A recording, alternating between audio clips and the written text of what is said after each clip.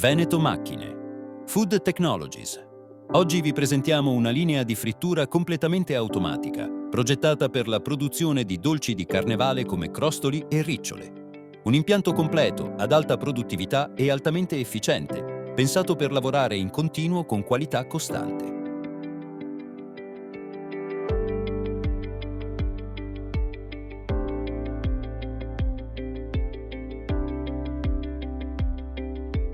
L'impianto è stato progettato seguendo le richieste della committente. Ci siamo occupati di tutto, dal sistema di calibrazione fino al nastro di raffreddamento.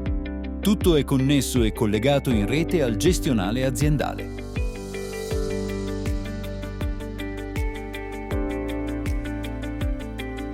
La pasta viene caricata dall'operatore nel calibratore in ingresso.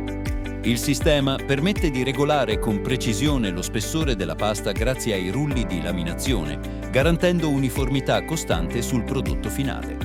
La regolazione delle velocità è completamente automatico.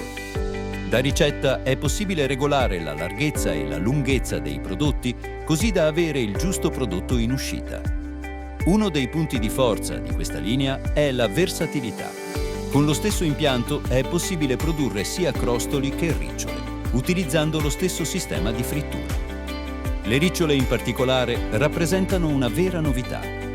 Pochi impianti industriali permettono di realizzare entrambi i prodotti senza cambiare i nastri della linea. Nel caso che vi stiamo presentando, la frittura avviene all'interno di una friggitrice da 6 metri, con controllo costante del processo.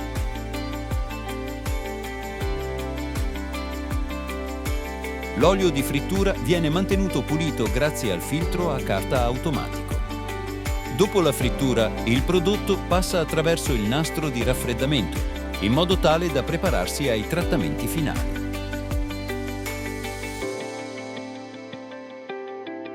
Dopo il tunnel di raffreddamento, i crostoli e le ricciole passano attraverso la stazione adibita al dosaggio dello zucchero sulla superficie dei prodotti.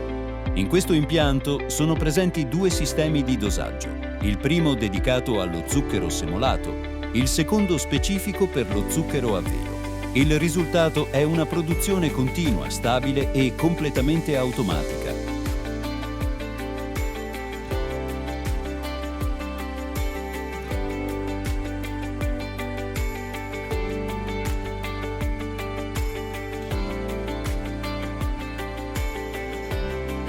Se il video ti è piaciuto, lascia un like e iscriviti al canale per rimanere aggiornato sulle prossime realizzazioni di Veneto Macchine.